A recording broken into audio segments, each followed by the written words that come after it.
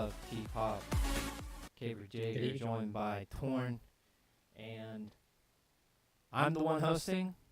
I think we're good. I don't think anything's broke yet. Yet. So we're good. Let me get some appropriate music on, and then we can. Yeah, everything looks good on the stream. Cool. Yeah. We're no slideshow. We like that. Oh, we got some new fonts. That's cool.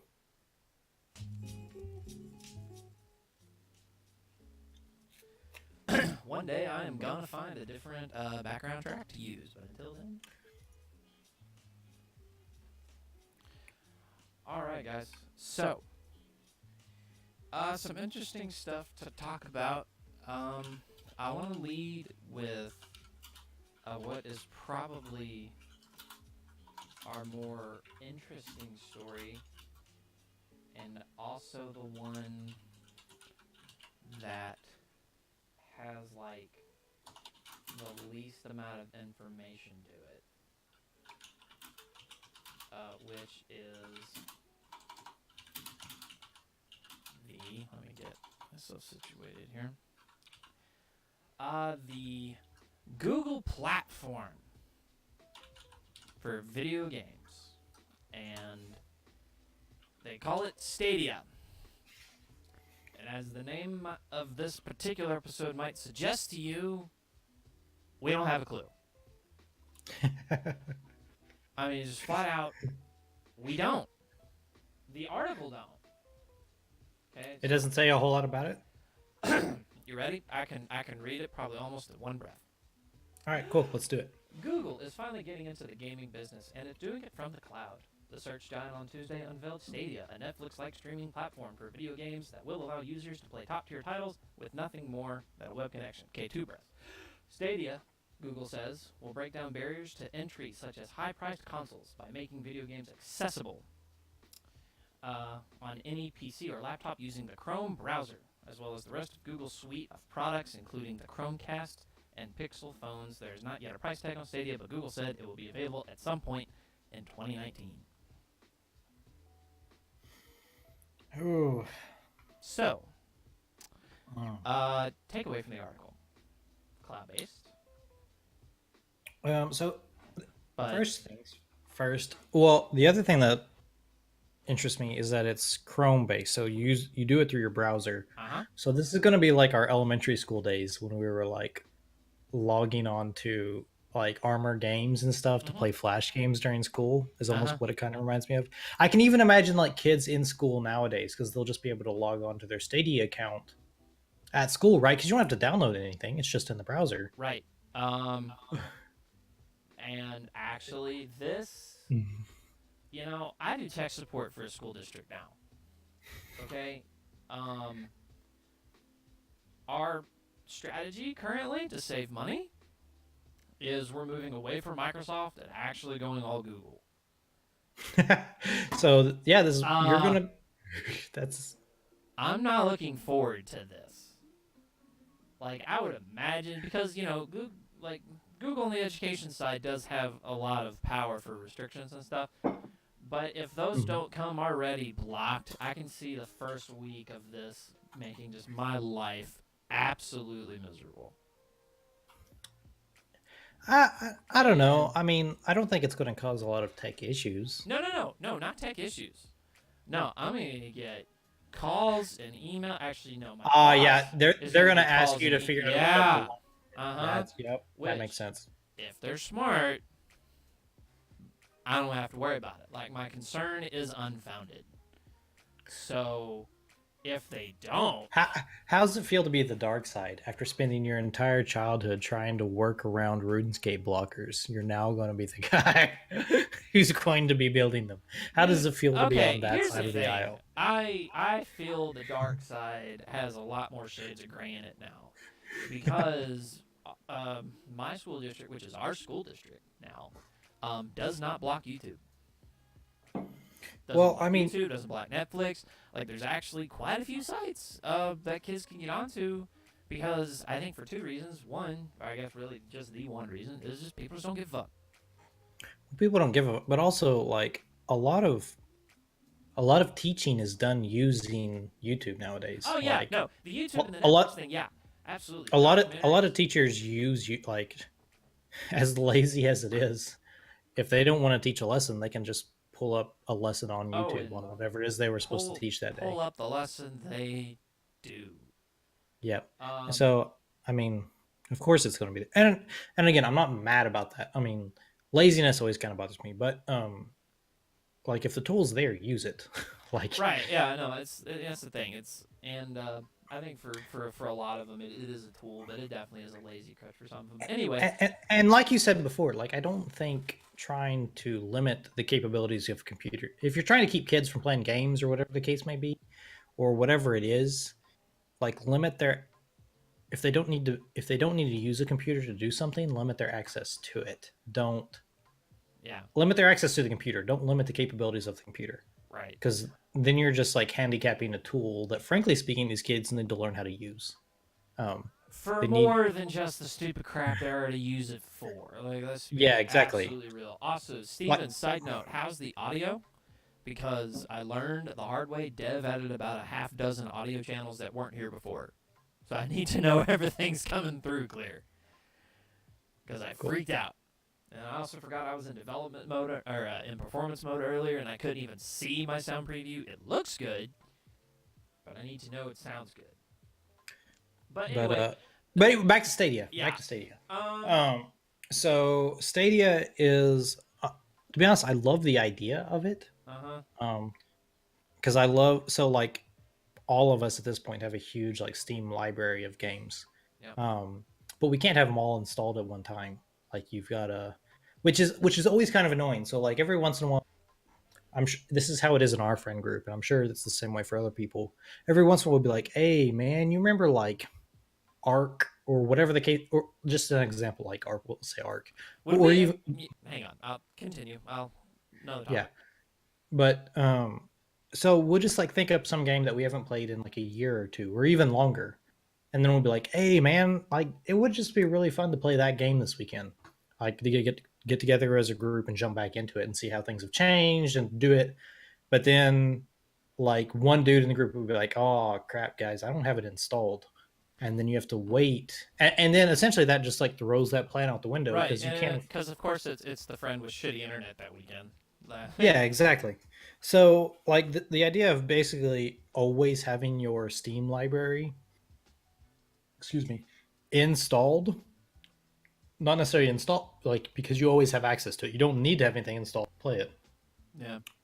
That's nice to me. So my one concern though is delay, because the way this works is like every single input has to travel not through your computer, through the internet to the cloud and back. And that's not talking about like every time you load a game, or that means every time you press the button forward, there's going to be a delay, and Yeah. you can't. Physically speaking, you're limited by the speed of light, and there's so you could never do competitive gaming on this. No, absolutely not. Um, Again, I've not tried it. I don't know how That's it. They just distributed. threw this There's out. Like they come out of nowhere with the announcement and been like, hey, uh, they didn't even have the name out when they made the announcement. This was a week ago, and then now all of a sudden it's like, hey, it's called Stadia. well, I mean, yes, they've got a name for it, but like this idea has been around for a long Oh time. yeah, no, but like yeah. So my concern for like same as you is delay, and the stability of it, uh, and then of course that concern of their library that they're gonna have available for it starting out. Like they're gonna have to.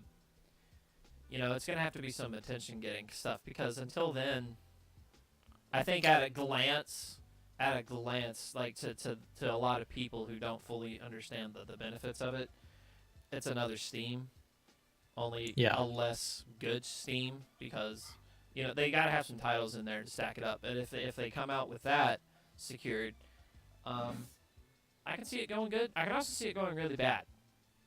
But Well, as far as It's actually, so one of the things that's funny about it is it's actually really bad for PC hardware developers.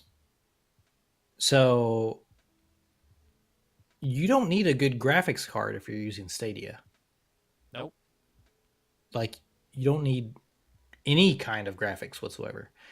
And some people who don't understand how stuff works may be confused by that because they'll be like, "Well, you still need that picture to come through." But graphics cards don't develop the picture; they develop the environment, right? And if that environment is all cloud based, all that really intensive processing that we used to and right now still have to do in our home terminal is now done in the cloud. So you could have like a classic Chromebook, like the ones that are nothing but a web browser, and you can run like the top level shit without any real. As long as you've got a good internet connection, that's all you need. Which is the crux, though. Yeah, and, That and so and so that's actually, if people look into it and figure it out, that's where this is really going to sell.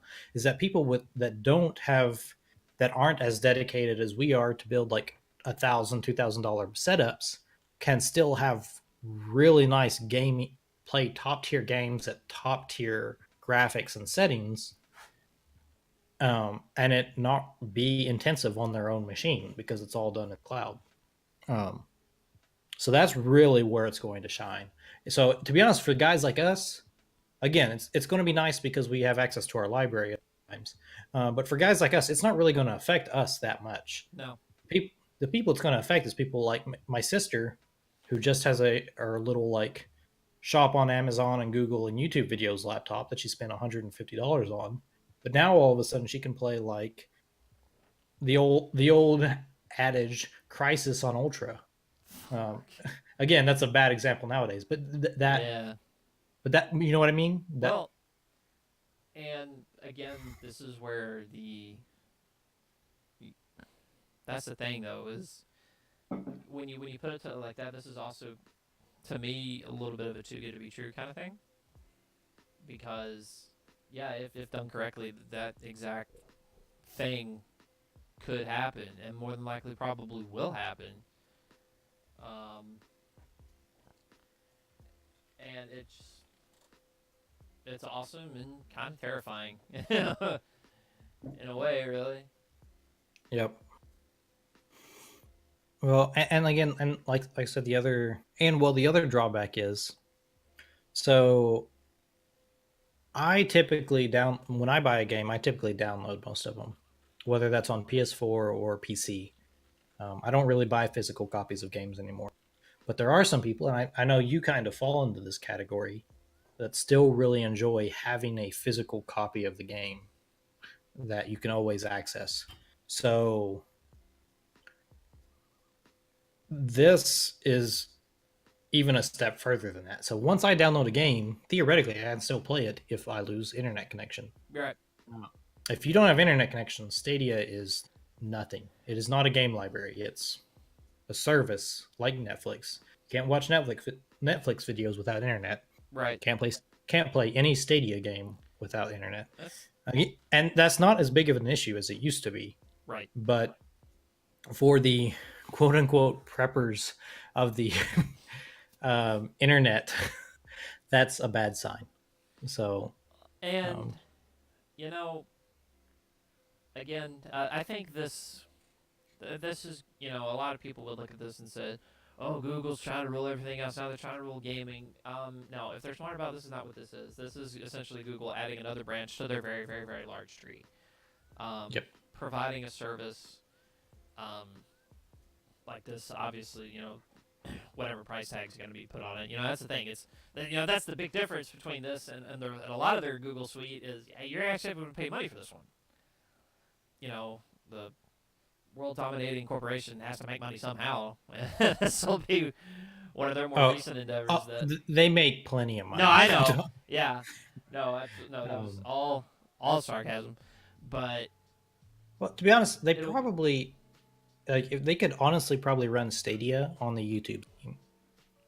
Because Google does own YouTube. For those of you that may not know that, they bought it out a few years ago.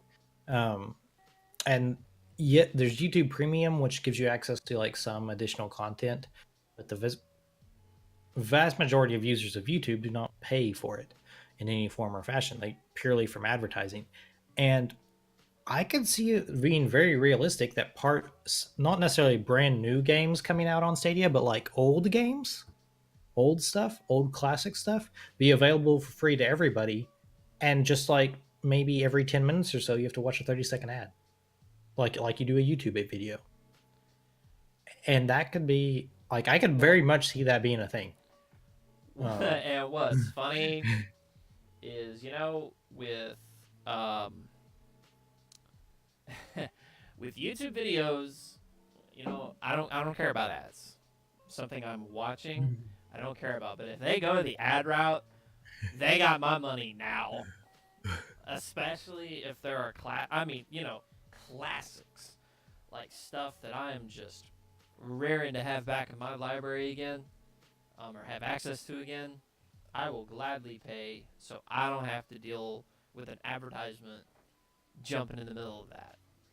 Right. Yeah. Well, again, like you and I are, to be honest, and I don't know, I'll probably get made fun of if anyone watches this. I actually pay for YouTube Premium because I don't like watching ads on YouTube. No, that's Um, fair. It's like, and there are, and for those of you that don't know, there are some actually really good shows on the YouTube. Like Netflix obviously is everything right now, but YouTube actually has some pretty good exclusive shows on there right now. yeah, What was the one I was trying to tell you guys about? That's on YouTube.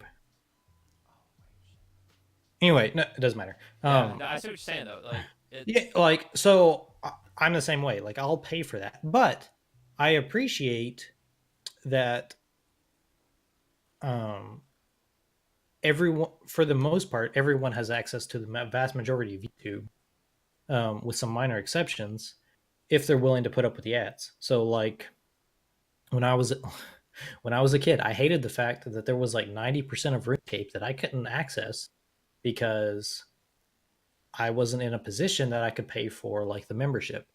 Um, you were by far not the only one who. yeah, and there are lots of people that fall into that category.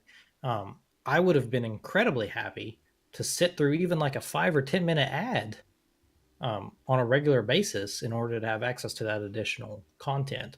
So I think I'm perfectly fine. Again, I don't like ads. If I've paid for something, if I've paid for an app or I've paid for a service, this is one of the things I don't like about Hulu. So, like, for those that don't know, if you have to pay a subscription to be a part of Hulu, and even with a subscription, you still have to watch ads. I do not like that at all. Yeah, which is I don't. that's It's bullshit. I also, yeah, I also don't like TV for that matter. You shouldn't have to watch advertisements if you're paying for TV. Um, but but if for something is free, I am more happy to like provide that company with revenue through my participation in their ads, um, to like earn the right to whatever it is they're providing me. So again, I'm in the same boat. I would probably pay to access these games without the ads, but that's because I'm in a position to do so. Right. And not everyone is. But Yeah. um, No. Absolutely. again, we don't know if that's how they're going to operate. There's a very good chance they're not going to operate that way. But I see. I could. I see like two different pools, of games that they'll provide. One is the pool of here's some select games that are free, and then the Mhm. premium pool is unfettered access to their entire library. Yep. That's the route I see them going with that, which again is, you know, Yep. Well, and Origin kind of has like set the pace for that. Not necessarily like the free library. Origin doesn't have a free library, um, but Origin has,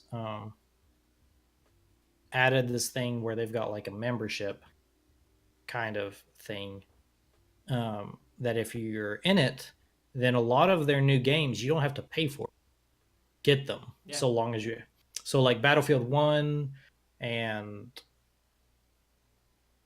other stuff. I'm hard pressed off the top of my head to say it. yeah, But like they've got a lot of these games that if you're paying your monthly subscription, you don't have to buy the game. You just get to play the game. It's just part of your subscription.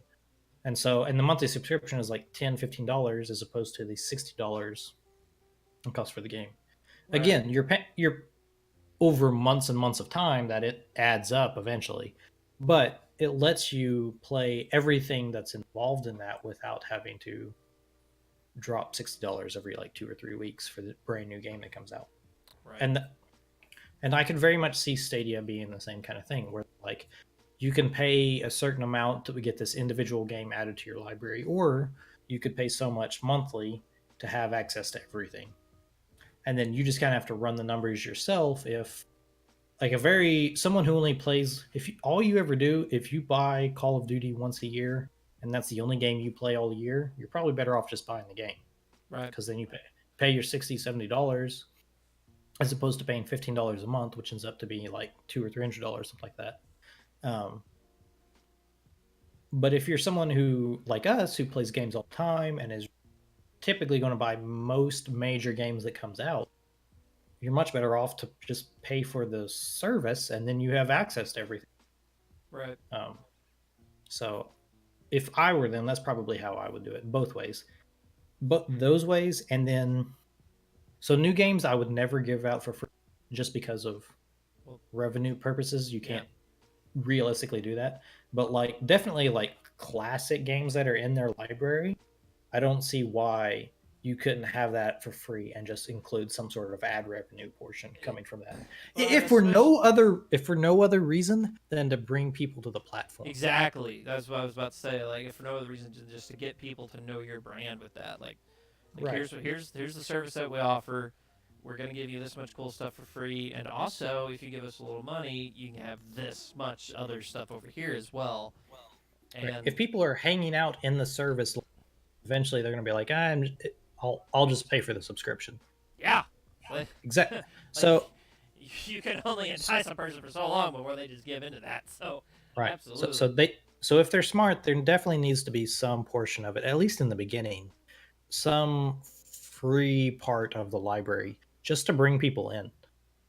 And then money will just naturally come from it. Absolutely.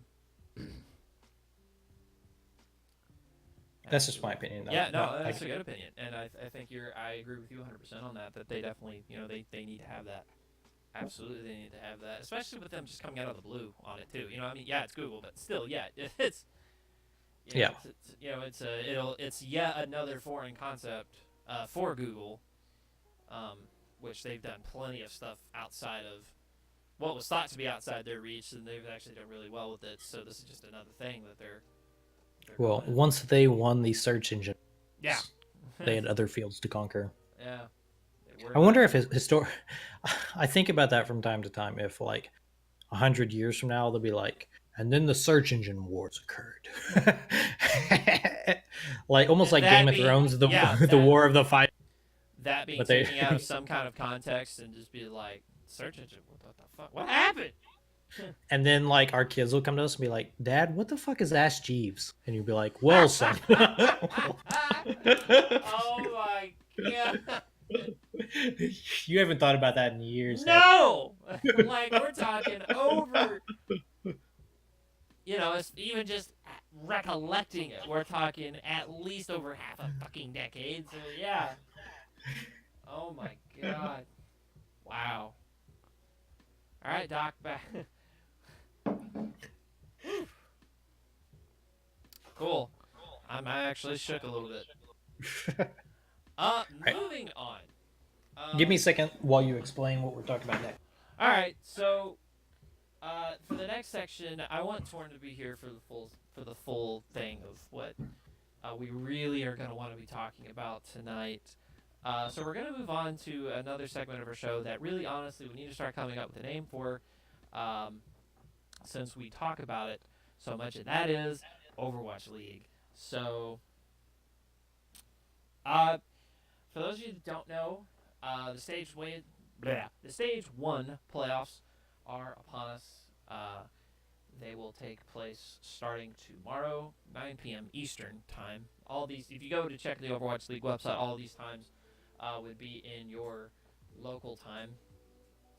But yeah, we got Seoul Dynasty going up against New York Excelsior, and the Boston Uprising going up against the Vancouver Titans. That's on Thursday. And then on Friday, we have Atlanta Reign going up against the Philadelphia Fusion. San Francisco Shock going against Toronto Defiant. When Tor gets back, I'm going to ask him for his opinion on the winners and losers of this. If you track the league at all, these seem like fairly obvious picks, save for one. Ooh, playoffs. Are you back? Yeah. So I was just explaining to chat that we talk about this so much, we need to actually come up with a name for the segment of the show. Like, for this segment of the show. Like, we need to at some point. Questions for later. Yeah. Now, more important question yeah. now. As you can see the schedule. I want to hear your picks for winners of the first matches of playoffs. Well, tomorrow is pretty clear cut. New York and Vancouver are both going to win. Yep. That's almost a definite. So earlier in the stage, I would have Atlanta over Fusion, but Atlanta's kind of been bad the last couple weeks. So maybe they got back up on the horse, but right now, considering how they played last week, I'm calling Fusion for Atlanta. And then I think Shock will take out Toronto. So that's my 4. Yeah, no, those are exactly my picks round as 1. well. As much as I hate it, I mean, I hate it, man, because I love DeFran. Yeah, like, again, for those that don't know, I'm a Justice fan, true and true, but like I love Atlanta. They're definitely in my top 3. But they've been showing their ass the last few week or two. And getting it kicked. Yeah, and Fusion's been bringing it home. So, yeah. It's unfortunate, but I think that's going to be the case. Yep. Seoul has not been bringing it to the table. No, and I'm actually a little bit annoyed that they made it to playoffs. Yeah. I'm kind of saying both. I'm more than a little bit annoyed. Like, I've been expecting more out of Dynasty since day one, and I don't even mean day one. Day one of season. Day one of Overwatch. Day one of Overwatch League. I expected Seoul to be a much better contender than they have been. Let's 50% of Overwatch League is Korean. I mean, it's almost like the home of Korea is like the home of competitive Overwatch, and I would think Seoul would be much better at representing, but absolutely. And they're not, unfortunately. You look at the standings here. This right here actually shocks me. Vancouver Titans actually took the number 1 spot buddy, I am so sorry. I didn't realize Dallas was the last. I know, dude. No, we're not talking about that yet. We're gonna talk about it, but we're not talking about it yet. We're working our way down here. No, I know. Oh man. I know, dude. You have no. Yeah, no. So no, we're good news first. Titans actually took number 1 spot away from Excelsior. I could not be happier. Did they? Yeah, because by map differential. Yeah. I didn't realize. Yeah, no. Perfect boys got a tie. So. I am so happy about that. Because they scream perfection, and the fact that there's another team who was just like, boom. Like, here's what we. And done. Is it what I'm looking at? Is that by 1 tie? Mm-hmm. Yeah. The differential is literally 1 tie. Made the difference. Yep. Holy shit. Okay, cool. That's actually really cool. Yeah. No, I'm super thrilled. Titans have been bringing it all stage. They're more than likely going to be bringing it all season. But yeah, Titans, Excel, Fusion, Defiant, Reign, Shock, Dynasty, Uprising. I'm very upset that Dallas, they did blow the Uprising game. Yeah. Like, it was a good game, but so many mistakes were made. And understand, I would argue that Dallas is better. They are. Just in general. They just had like... No, they 100% are. And honestly, I think it's just a mix of nerves and just bad calls and just a lot of little mistakes added up to one big loss. But, on the same note, I remember looking at this screen around playoff time for Stage 1 last year, and Dallas was right about in here, 18 through the 20 zone. They were right about in there, and so the fact that the roster has improved, it's standing, and we're actually in the playoffs. They were in the playoff zone prior to the Uprising game, and then they had they were actually still in bottom seed of the Uprising game, and then Atlanta played their match and evened out their map differential. But so yeah, I'm so proud of my team though. Again, I can't wait for the meta to change because we're gonna be seeing Taimu and Nikki come back out. I hope so. That'll be fun. Assuming they're not dead. Like I don't know. Like you don't hear from them anymore. Um, but yeah, then scrolling on down, Shanghai, like close to the middle of the pack now. That's incredibly.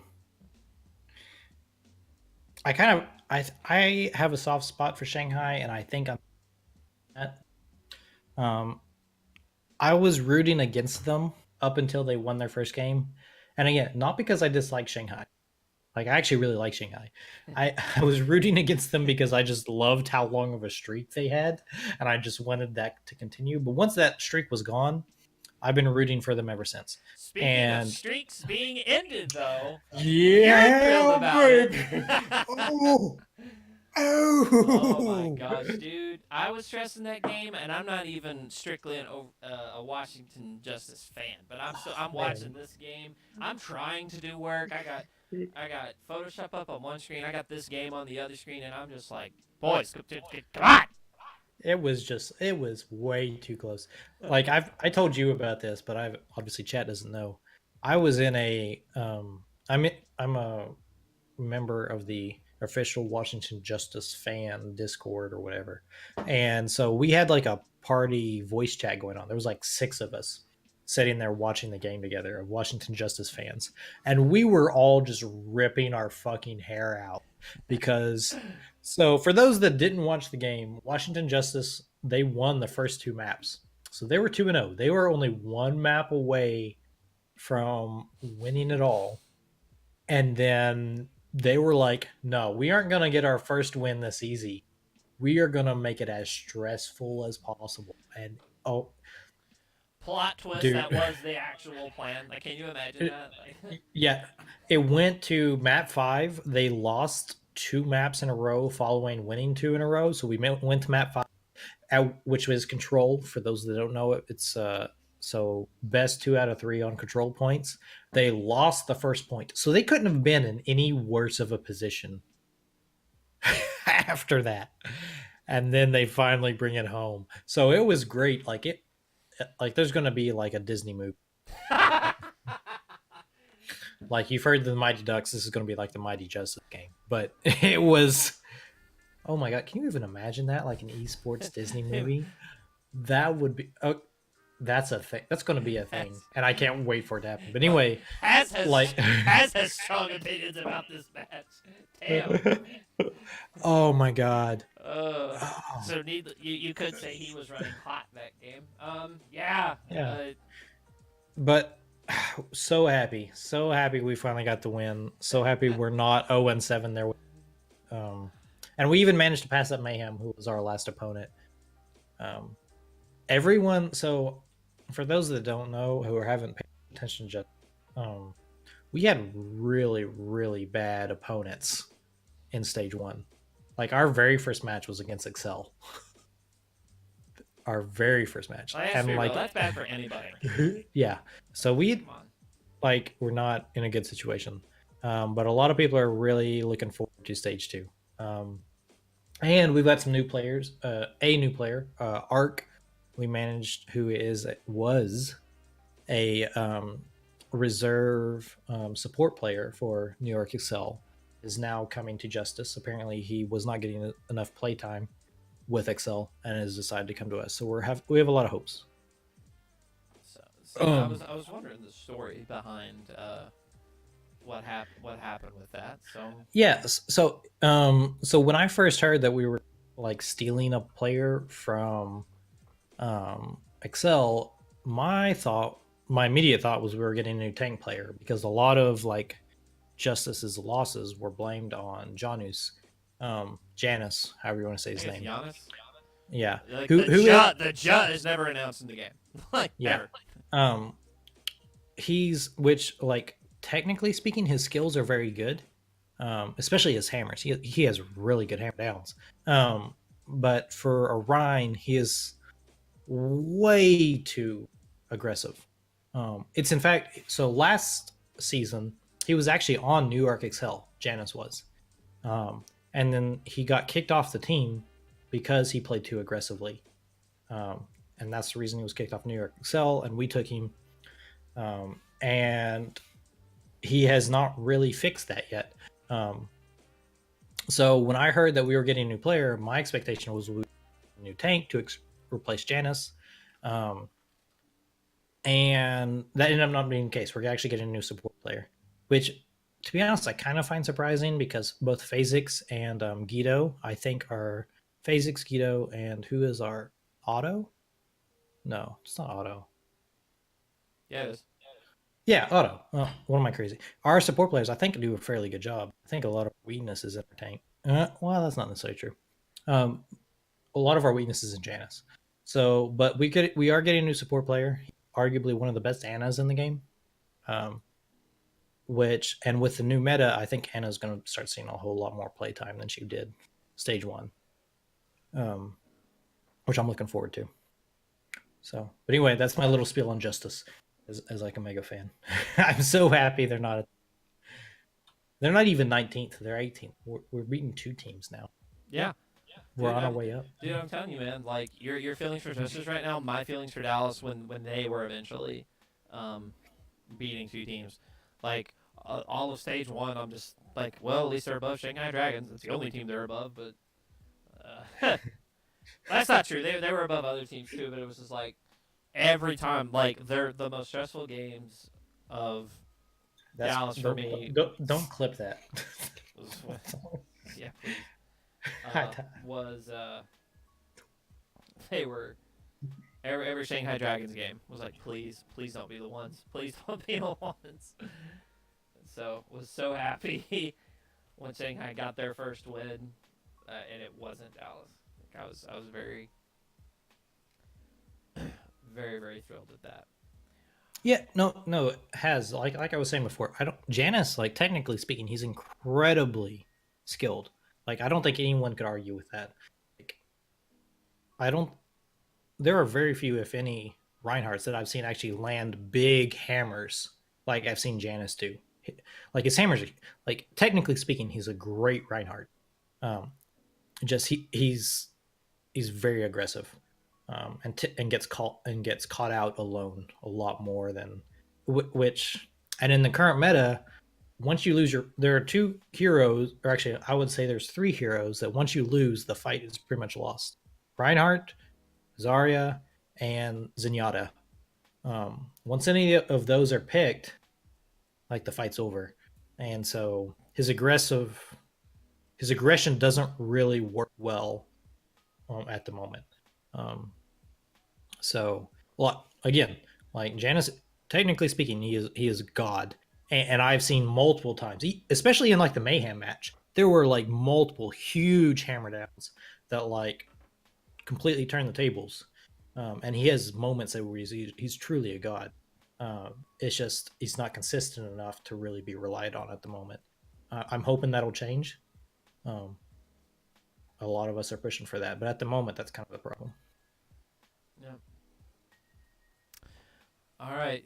So we have Overwatch League out of the window. We have done our obligatory Overwatch League segment, which again we'll come up with a title for at some point. Next topic is actually one that is near and dear to mine and Toarn's heart. And this is an article from PC Gamer. It is 14 hours old. And that is that Lucasfilm Games, has been unexpectedly resurrected by Disney. Just look at that. That's the title. That's the title right there. Now, we're I am getting so I we're cannot. getting a I am so reveal. happy about this. We're getting a reveal in April. Are they Um, calling it Lucasfilm Games or are they calling it LucasArts? Because they're all I think it's Lucasfilm Games. right. Because that actually was never a thing. I It know. was it was LucasArts. So I think Um, Lucasfilm Games was this branch of LucasArts. I don't think if this says this in the article, but I think it was that branch that was trying to be really game focused and wasn't getting any traction. well, I could be wrong, but I don't think LucasArts did anything but games. I don't know. I could be wrong too. LucasArts was a branch of Lucasfilm, which was the game side of things. But again, I could be wrong on that. But anyway, I don't care. I'm just happy it's back. I don't care what they call themselves as long as it's the same thing. As long as they're doing. Okay, so this is it its successor was LucasArts. Okay, cool. So If it's the successor to LucasArts, I'm happy with that. yeah. And you want to know why? Because I still, as sad as it is, I still have dreams for Knights of the Old Republic 3. It more than likely would never happen, brother. But no, I still dream. I still dream. You still dream. No, I understand. Like you. Did you ever think LucasArts would be back? Well, technically, it's not, but. Well, but child, son of LucasArts, if you will, or daughter of. Whatever. Offspring, whatever you want to call it. And if nothing else, I'm just happy for more Star Wars games, man. Right. I just love Star Wars games. Jedi: The Fallen Order has been like a tiny little blip on the radar for a little while now. We're finally going to get a proper reveal of it in April. But yeah, apparently these guys have been looking for developers, artists, like all this other stuff. Apparently been doing that since 2017. Trust me, we're just as skeptical, but I don't know if I'm necessarily too upset about that. Well, I mean, Disney's done a really good job with a lot of fandoms that you wouldn't think would be good. So, like Marvel, they've done a really good job with. And they've had to go pretty dark with that. They just acquired Deadpool. That's the other news. Oh my God, that's right. Yeah. So that'll be interesting to see. Again, I'm actually not too worried. Disney. I like that Disney, even when they acquire, tend to stay fairly true to the original. Like a lot of people are hating on the new. I don't think they're that bad. Yeah, they're not. They're just different. Yeah, they're different. And I mean, I don't know how good of a Star Wars movie you could make. Like reigniting the trilogy. Like the worst thing they did to Star Wars was bringing it back. You know what I mean? Like there are some things that are like when we talked about this last week. Yeah. Like Halo probably arguably should have stayed dead. So because it's never gonna, you can't recapture the magic of what it was originally. But if you are going to bring it back, I think Disney did as good of a job as possibly could. Yeah. Well, and I think a lot of the and the Star Wars universe still, especially in gaming, has a lot of stories left to explore. I think. Right. It absolutely has a lot. I think it still has a lot of. Heck, we need another like Jedi Knight game. Like we haven't had one of those in like 15 years or something like that. Like there's not been a game with that kind of mechanics since. Like, can you imagine like a Jedi Knight, Jedi Academy game with today's graphics? Like, oh my God. Star Wars Battle Royale. Like you could do that with Jedi Knight. Again, I hate Battle Royale games. I hate, but the fact is that would work. Go wash your mouth off. So just go. Does this work? I can't believe it. No, it don't. That don't work. The only reason you're mad is because you know it's true. God, yes.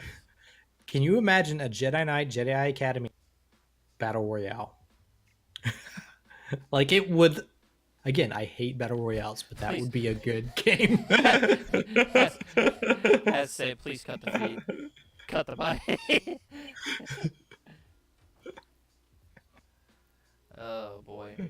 hang on a minute.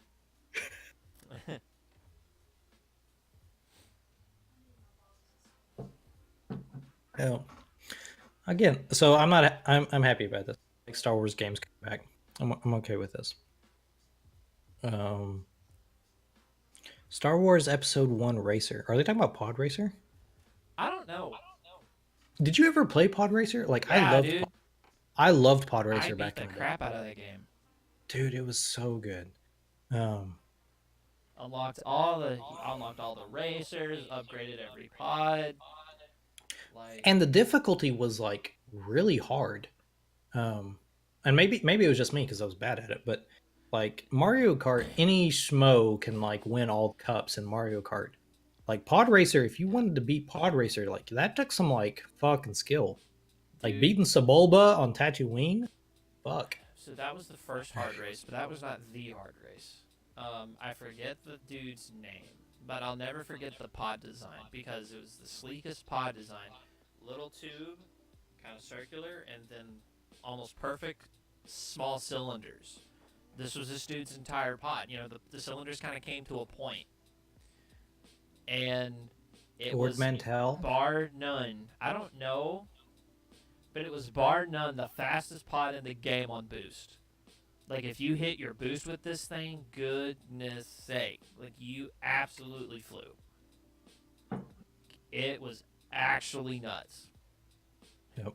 But I remember, you know, I have a bit of a bragging story for this. I had this game. My cousins had this game. I went over to their house one time, and I see Pod Racer up on the screen.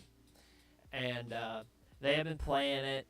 And so finally, one of them looks at me after losing the race. It was one of the later Malastare races. They were like, "Have you beat this level?" I was like, "Yeah." They look at me. He's like, "No, you haven't." I go, "Yeah, no, I've totally beat." And then they just hand me the controller, and I beat it the first try. Who did you use? Who did you use most of the time? I used the fast pod guy once I had him, but other than that, it was Anakin or Sebulba. The guy with the long nose. No, I actually didn't like his pod.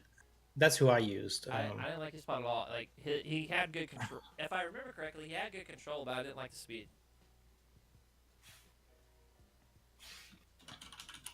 Yeah, he did. He was the fastest.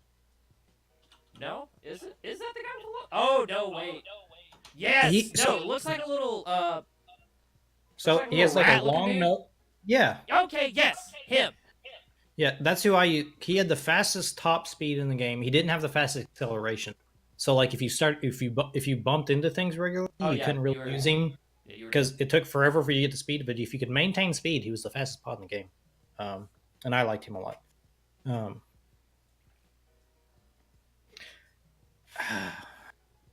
So wow, we have fallen down such a nostalgia rabbit hole. Yep. But no, I would love to. That was a completely underrated game. Like, I mean, a lot of people played it, but it incredibly underrated. I would love to see a sequel, like a modern day sequel to Pod Racer. It deserved it back when Star Wars was still relevant in the game. Like, it would have absolutely destroyed. Like, that is bar none the only racing game that I like genuinely enjoy and play on my own, like repeatedly, like for hours on end.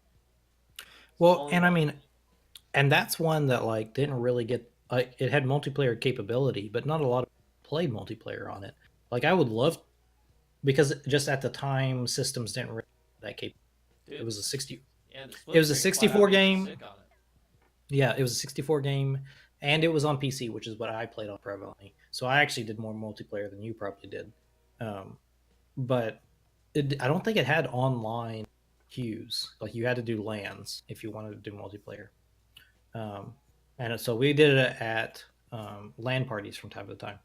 But I would love to like see like some competitive pod racer nowadays with the kind of systems and stuff we got going on. Like that would be fucking awesome. I would be all over that. Absolutely. So LucasArts coming back. This is nothing but good. More Star Wars games coming out. Good. Might actually see that Boba Fett game for like 20 years. Dude, it's just keep waiting. Keep waiting, because I want the Jedi game to come out first. Which Jedi game? Because there's like they're all Jedi games to an Jedi extent. Jedi Fallen Order, Oh, Fallen Order. Yeah. like, because this will be it's a cool setting. So I actually don't. It's I not. don't know much about Fallen. So do we know much about the mechanics of Fallen Order? No, don't know squat. You know the story setting to some extent. That it Mm-hmm. is set. Actually, no. I think it is a third person. I think it is a slasher to an extent. Right. Well, I mean, it's lightsabers. It's going to be a But slasher, but like, I don't know if you would put it more on like combo so heavy mechanics, like Force yes. Unleashed, or So it again, that's what I would ask: is it more Force Unleashed, or Jedi Knight? So for those that don't know, Force Unleashed like things had like health bars and like for whatever reason you could cut a guy multiple times with a lightsaber and he survives. yeah, Um, and Jedi Knight, for those that don't know, is entirely skill based. So if you ever actually manage to land a hit on a lightsaber, just like in quote unquote real life, they die. They're done. Doesn't matter if it's a boss fight, but it's actually very hard to land a hit with lightsabers. It's very difficult to do. So, and again, I would like to see that come back. I haven't seen gameplay like that since Jedi Knight, um, but I would be okay with another Force Unleashed. Force Unleashed was a great game. Both Force Unleashed were great games, great storylines. Um, so I would be happy with either. I would and you just know, personally prefer. with Lucasfilm Games, um, essentially getting its little revitalization, Force Unleashed 3. Uh, It's I never finished Force Two. Did it end on a cliffhanger? Yes, it did. Absolutely, Okay. it did. It ended to a point that you know it needed a third, based on uh, the characters that were canon that were involved. Mm-hmm. Like, it has to go to a third. See, I That thought and he died. I thought he died at the end of two. uh, Well, I mean, he technically died at the end of Force Unleashed one, right. and then the second one is a clone. But So the spoilers, sorry. yeah, both But, but it's been long enough. yeah. Both of the games will base their continuity on the light side ending. Um, and as you know, the dark side ending sets the stage for those dark side DLCs that came out with them, Yep. which is super cool. That I'd like to talk about and saying I love it when games do that. You know, even as side content, like you had the dark side version of Starkiller in both one and two had a story arc all his own Yep. that you could play through. With in Force Unleashed 2, it was only one level. I was a little sad at that. Um, you know, Force Unleashed 1, he actually had two, which was Tatooine and Hoth. Like, he actually fought the Battle of Hoth. Sorry, Has. If you haven't played Force Unleashed yet, so Yeah. that's on you. Anyway, I know, right? Hacks, like, I mean, you know, like, what do people expect anymore? I think I almost kind of feel like that like choice is like was almost like a successor to KOTOR. Because I mean there have been Star Wars games since like 1980s. Right. But like and again this may just be my bias because I'm like so in love with KOTOR and have been So, since look, I when was like you say 10 years that, old. it is 50% your bias. Okay, when you Yeah, say it that, is it's my bias. 50% your bias at a minimum. But I truly believe KOTOR was like the first Star Wars game that was like, hey, play the dark side. Um, Up until that point, you were always light side, the rules, so on and so forth. I mean, technically, Star Wars Tie Fighter lets you play as like a Tie pilot, but that's not necessarily dark side. That's just it was a flight simulator, completely different thing. Um, I don't know if you ever played that. Did you? Played what? Star Wars X-wing versus Tie Fighter. No. I actually have it, and I'll need to show it to you. X-wing versus Tie Fighter was a truly a true flight simulator of like fighter combat. So I'm sure you played Rogue. Yeah. It was nothing like that. Well, yeah. So X-wing versus TIE fighter, you had to do power management. Like every time in the movies where you're like, hey, and Luke is like, hey, reroute power from weapons to shields or all this other stuff, like you had to do all of that. You had to manage how much power was in your shields, how much power was in your weapons. You had to like transition from like, so you know how X-wings can go from like their X position to like fold their wings down together? Yeah. Like all of that stuff had to be managed. So if you tried to like attack someone with your wings together, it wouldn't work because your guns don't fire in that position. It was a true flight simulator based on Star Wars, and it was a great game. But this was back in the Windows 95 era. Like when you were playing Zelda, I was playing this. Like, and when I say Zelda, I mean Ocarina of Time. But anyway, back to topic. Like, oh shit, I got distracted. What was I talking about up until that point? Oh, anyway, up until Knights of the Old Republic, there wasn't really an option. That wasn't really a thing. And then I think that's kind of like sat through since then because it was just such a popular thing. And so they almost had to add that to the Force Unleashed, the dark side ending, because people would have been upset if you couldn't go that direction. Right. And I feel like that's been a thing universal in most Star Wars games since, is that they allow you to play the dichotomy. They let you because to an extent there's almost a logical argument for the dark side. Well, here's the thing. Since we've already opened this can of worms, I'm going to open another can of worms and to say that actually was a little bit of an appeal for the Old Republic MMO. I don't know how much of it you actually ever seen or played, or if you played any of it. Yeah, I played it. So it had some good. It actually had some interesting story perspectives in it, especially on any of the dark sides. Like, the light side are fun. Don't get me wrong, like good stories. But dark side, honestly, probably, especially any of the Sith classes, easily probably the most entertainment value to go in and just seeing. Like, oh, you could be kind of a nice guy, you could be a jerk, or you could just be a flat out dick. Option number 3 is consistently the funnest option. I mean, hands down. Again, not to like. Again, I'm a KOTOR fanboy, so there's bias showing, but that shows true from the original KOTORs too. Absolutely.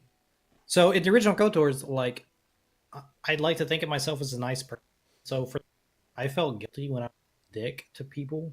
No, yeah. Like a lot of dark side things were like kill you. Like I just felt like a dick about doing it. But as far as like funny was concerned, dark side had it all. Yeah. Like there's specifically in the first game, there's a scene in where you're on Manon, which is a water planet, and you're underwater. And there's a guy hiding from mutant fish in a locker. He's been in there for a while, and you can try and convince him to get out. The light side choice, eventually you come to the realization that he's not going to get out. The light side decision is to be like, okay, you can just like hang out there and just live the rest of your life inside the locker. The dark side decision is to put your lightsaber up against it and turn it on. I remember this guy. And that is just hilarious. And it's one of those things like you always hear about like, well, I'd rather go to hell because the people there are like dark side people are just more fun. Having to be a part of that kind of community is just enjoyable and has become a staple of Star Wars games. So the Old Republic, the Force Unleashed. I'm hard pressed to think of. Has there been any other story-driven Star Wars games since? I mean, we've had like Battlefronts, but those aren't really story-driven. Well, they tried but failed. Well, but I mean, they added a campaign, but for the most, let's face it, Battlefront was never meant to be a story thing. No. There's no story to Battlefront, No, and that's absolutely not. okay. That's just not the type of game it is. Yeah. It's like Battlefield trying to have a campaign. It never should have had one. But since the Force Unleashed, we haven't really had like a story Star Wars game. But so the new ones that come out with whatever they want to call themselves. You know, they have a list of mistakes to have learned from. Yeah. Which. But that's a heritage they should stick with. You should always have the option to go light side or dark side. Yep. Absolutely. And the best Star Wars games give you the option to like be somewhere in the middle, like to have a spectrum. Like Knights of the Old Republic 2. Yep. Being a gray Jedi is a real thing. So. But we'll see. We'll see what happens to it. So next thing we want to talk about. You got something else? Uh-uh. So next thing we want to talk about a little bit is Dauntless. I did say I'd review it a little bit. Yep. Those who don't know, Dauntless is an MMO style game that is a lot like Monster Hunter, to where you team up with 3 other hunters. You go to these different zones. You hunt down the behemoths, as they're called, and depending on that's a cool cinematic. Yeah. Depending on which behemoth you're hunting, determines what gear you're going to want to bring, what weapons you're going to want to use, all that fun stuff. It actually is a lot of fun. I do thoroughly enjoy this because if you like the idea of Monster Hunter but think, damn, that's way too in-depth, this is a great one. This gets you into it very quickly. Mechanics are easy enough to follow, and mechanics have also been improved since the start of the game. Right now, this game is still free, by the way. They do. So the key difference between Dauntless and Monster to keep in mind is that Monster Hunter is very much preparation based. So how you're going to do in a boss fight is very much determined by the preparation you do beforehand. Mm-hmm. Dauntless, there really isn't any preparation. I mean, there's some, but not really. Dauntless is very much a skill-based game. Yep. Technically speaking, you could have the worst weapon in the game, and as long as your skill is up to par, you could beat any beast, any behemoth. Yep. So it's true. Very much now, it makes your life a lot less miserable if you got the preparation. Exactly. For guys like me that just like run up with a hammer and having. But for those that know what they're doing, gear is almost irrelevant. It just changes the amount of time that it takes to kill something. Did you get to play with the hammer when you and me played the most recent? Yeah, it was the first thing I did. What did you think of it? I don't know. I didn't notice a whole lot of difference, to be honest. So the big thing though, did you not do the overhead slam ability that it had? No, I don't think I did. Because the big thing is, so from the hammer you know from before, you finish a combo with right click and it does like this shotgun blast thing, right? Yeah. And so not the case anymore. A one hit, so left click and then right click will do the shotgun blast, but a multi-hit followed up with a right click actually has your character leap up into the air and do an overhead slam down with the hammer. If this hit does full contact on the behemoth, your ammo immediately caps out and you have a buff to your ammo now. Really? Yep. So now you can actually do the ammo jump because it has a mobility perk for those of you that don't know. You can, while sprinting, do the right click. It boosts your character up in the air. You can close the gap on the monster, get to start hitting it. Now you finish the combo with that right click, boom, your ammo comes back, and now your mobility's not lost. So before you didn't have that. Like once the ammo was out, you had to reload. You had to actually make a point to reload it, and if you reloaded incorrectly, not only did it jam for half a second, but your ammo was actually weakened at that point, which is still a thing. Like it actually still will punish you if you screw up the reload, but it does do an auto reload for you if you land the overhead hit. So I don't know. I don't think many people actually use the ammo. So that I know of anyway. I could be wrong. Well, like in definitely the first iteration, like you didn't, like you definitely wouldn't. Like your big thing would be if you landed a really nice combo, like the big twirling combo, and you finished it off with a gunshot. That was worth getting the extra damage for. But most of the time, yeah, it was. Yeah, it wasn't really relevant. It was kind of a big thing. They did change a lot of the UI. UI used to be a little clunky, especially with changing gear. They actually, let me get out of here. Let me actually find this. News, latest news.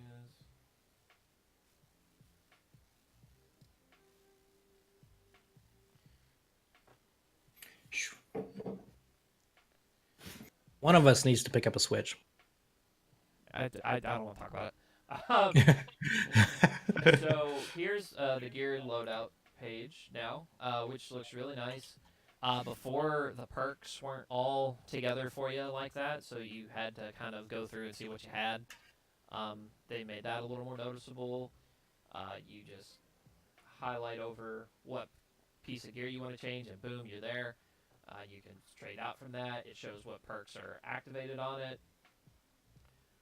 Shows what it's good against, what it's bad against, which it did show that for before, but this screen looks a little more laid out, looks a little more polished out.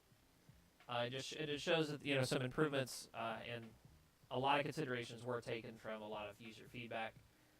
Your total gear score is now nice and prevalent at the top, which is great because it's a good indicator of where you're at. And you can kind of see, see it's talking about the perks here. So transmogs are a lot easier to activate. You can also get them from the loadout screen, which, again, just cosmetics, but nothing. Another thing, perks from cells, which is what give you the perks, used to be you select them, you had to confirm, and then this little wheel had to fill up. No more of that. You just drag and drop and move them around, which is nice. So they expedited a lot of stuff that was a little clunky in the UI. Happy. Which was really nice. The Hunter Pass, which is similar to the Fortnite Battle Pass, is in its Season 3. And it is essentially you earn Platinum, which is their premium currency for completing it.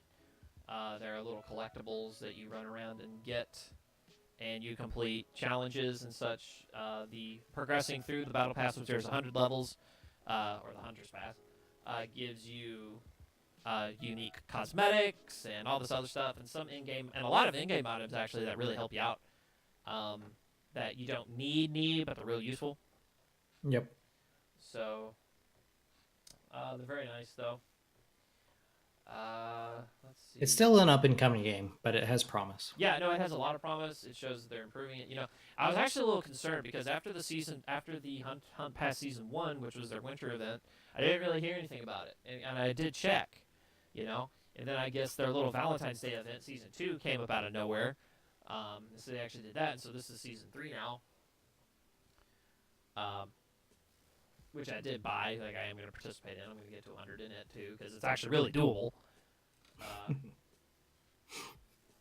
especially don't have to try as hard now, since I was actually present for, like, day 2 of this one. It was a grind fest and a half to get to level 100 in the first one, because I started so late. Because you have the armor smith tree, the weaponsmith, slayer tree, and the alchemist tree, and all of those give you all your dailies and your weeklies. And of course, I was still doing my season journey while still unlocking even access to those other trees in general, apart from slayer. So once I realized that was the thing, I got super stressed out because I'm like, oh my god, I have to play this game even more now to get. I'm so far behind. But it's good though, guys. For anybody who hasn't played it yet, this is a game I highly recommend. It's a really fun game just to jump in. I don't know. There is one thing I did not like about it. Going up into the later game, the different zones that you hunt in. The last one's called the Maelstrom. it's a hard zone. Every fight in there's hard. Well, your in-game should be hard. And your in-game should be hard, absolutely. But it takes forever to matchmake anything. I'll let you continue for a sec. So hard to matchmake because, and I don't know if it was just because maybe the community wasn't as big at that point, or if there was just a lot of people just avoiding it, So, like, my big complaint is I wouldn't hunt with anything less than 2 friends that I knew that we were just playing with going into the Maelstrom, which sucked because now all my stuff is in the Maelstrom now. So I'm going to have to chance it and see how the actual thing is actually going. So we'll wait for Toarn to get back.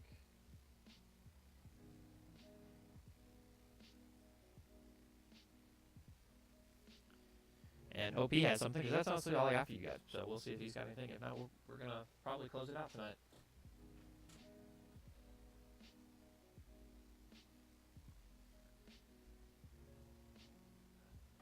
I know we'll hope to have some news for you soon. I think Division 2 is coming close to getting out. Like, I keep seeing a lot of people saying it. It could already be out. Is it out? March 15th? Oh, it's been out. Yeah, so we'll be getting updates on that sometime too. Damn, I'm behind. I know Devil May Cry 5 is out. I still need to get it. So, hard part about doing video game reviews and stuff on a budget. Something that I'm interested in. Something 2019, damn it.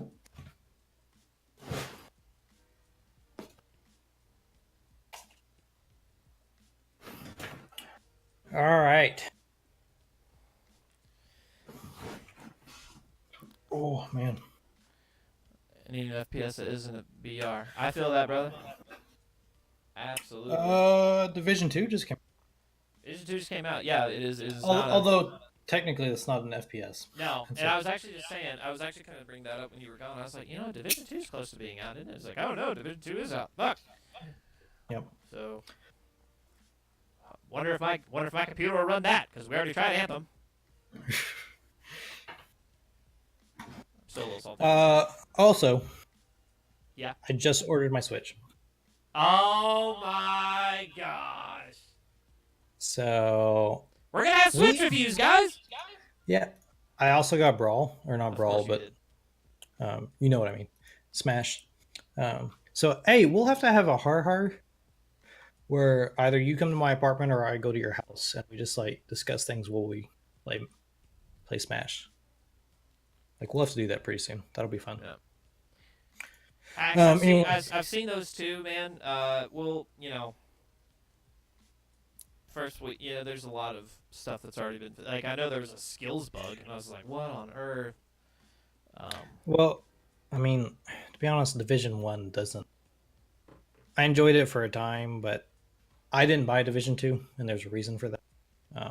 So I just mentioned it because it is the thing out that I know of at the moment. Yeah, I honestly probably wouldn't recommend it. I'm gonna look at it. I'm gonna see what I think. This is, I'm hesitant about it because it's just one of these games. It's for me probably only be fun with friends.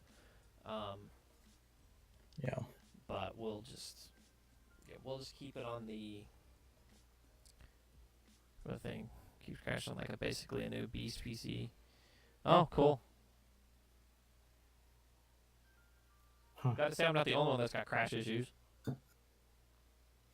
Yeah, well, your computer's like... It's dated. It is dated. What were the ancient things in Jak and Daxter that ended up just being... Precursors! Precursors. Your computer is essentially a precursor. It's like Promethean Tech and Halo. See, though, but, Prometheans are actually legit. Precursors are fake. I feel a little cut by that. by what you just said. You need a new computer, man. I do, but if you're gonna host you need a computer that can actually play games. I know. Plus, I do a lot of Photoshop stuff now too, and I'm really learning quickly that My computer. Oh my god, no, it can handle it, but barely. Like our opening GIF. Like I don't even want to talk about how long that final thing took to process. Like people, like, did you see the opening? Like, yes, I did. We'll bring it up. No, but this guy's the chat. Chat, you need to understand something. You look at this right here. I'm really hoping it's animating because I'm happy to be a performance. Yeah, okay, cool. We're running. This thing, like, took about 15 minutes to process. Well, maybe not 15. At least 10 minutes to process at one point. Now, that was because I had a bunch of stuff running on my computer at the time. But still. I was, like, legit afraid my computer was going to crash. This is where we're at on technology these days. Like, yeah, no, and I haven't... This is where you're at in technology these days. Weird. Well, you unfortunately have to deal with me, so no, it's we. Yeah, no, and I've been shopping, I promise. We're just, I'm not ready to take that plunge yet. Cool. Yeah, it gonna happen. All right, we got anything else on the order? Man, I think that's it. It's like the only reason I even looked up Division 2 was just to have just last things to close out on. I googled Dying Light 2 just out of curiosity. I'm still not seeing a release date for it. It says sometime in 2019. I'm like, bro, we're 3 months in. Let's see it. But all right, so homework. Oh, we're doing this. Remember, we're doing that now. Oh boy. So what do you got for me? You give me mine first. I need 10 seconds to think. So you're not gonna like this at all. God. But one of us has to do it because it's still relevant. Why? You need to play some Fortnite. God. And figure out what's going on. So apparently a lot of changes have happened. And so your homework for next week's Tpop is to update us on whether Fortnite. Well, I mean, I'm not going to bring my bias into this, but whether Fortnite is still relevant, especially after whatchamacallit, Anthem. I apologize, I'm pretty drunk. Not Anthem. What is wrong with me? Apex. I was about to say, like, what? Where's this comparison coming from? Yeah, not Apex. So yeah, your job is to play some Fortnite. See what's going on. Oh my God. See what the 8-year-olds are up to. Boy, what do you got? And which is why I wanted you to give homework first, because now I know there's going to be some revenge involved. Oh my gosh, there should be. Absolutely should be.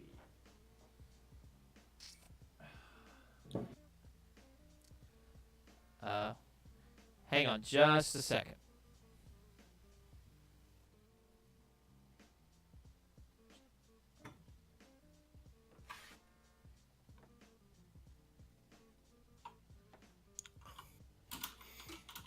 Technical difficulty. Sorry. All right. Literally wrecking.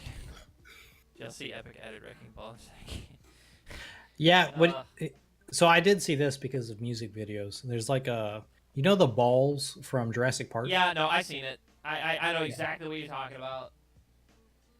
I'm bad at this game prior to the stupid shit being added, and maybe you're really good now. You don't know that. Yeah.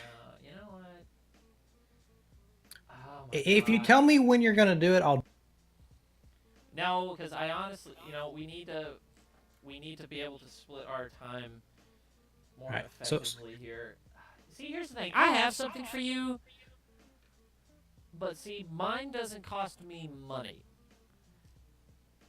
And yours might, depending on how far you want to go with it. But considering how much it'll probably annoy you by default anyway, I'm just going to give it to you.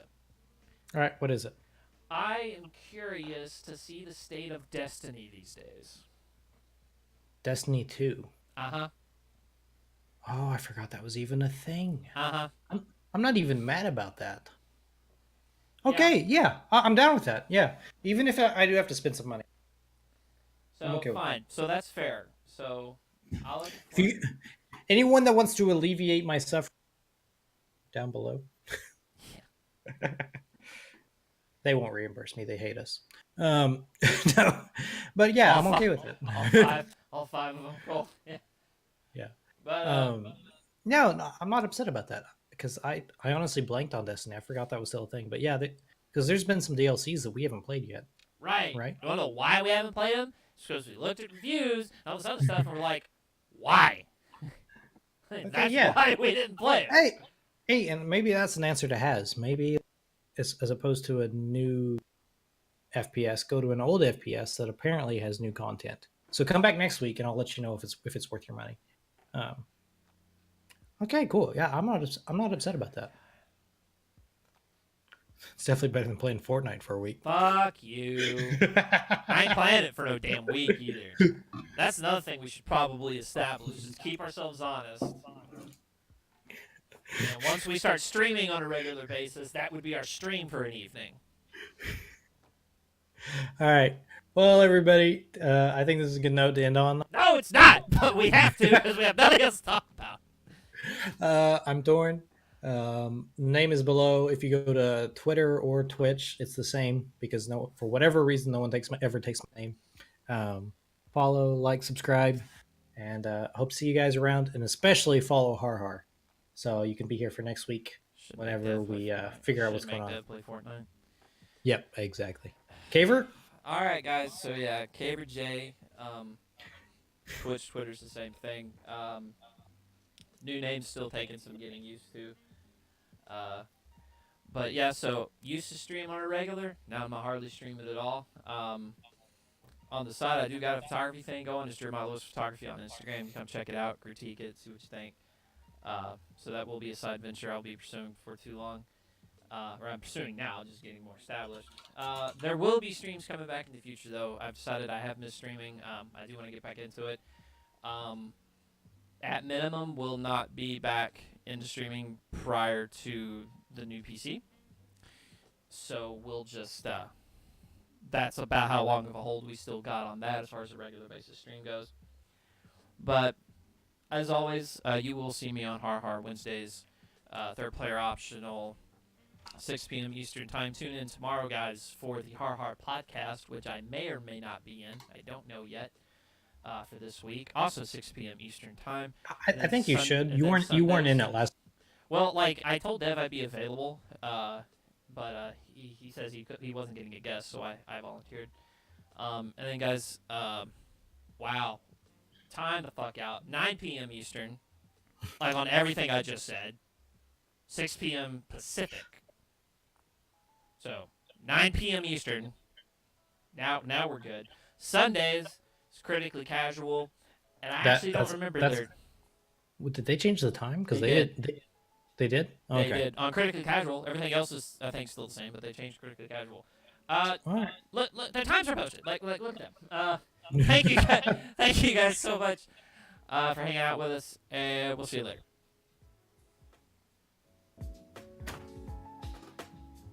On a serious note, though, as we go out, I'm okay with doing. If that's what you want to do. If you want a partner. You know what? No. We'll keep it genuine. We'll keep it, don't expect it to be an unbiased review, but I'll review it. Well, then I guess you don't get to join me in Destiny. That's fair. Hell, my computer will probably burst into flames. Who knows? So, I mean, you just never know.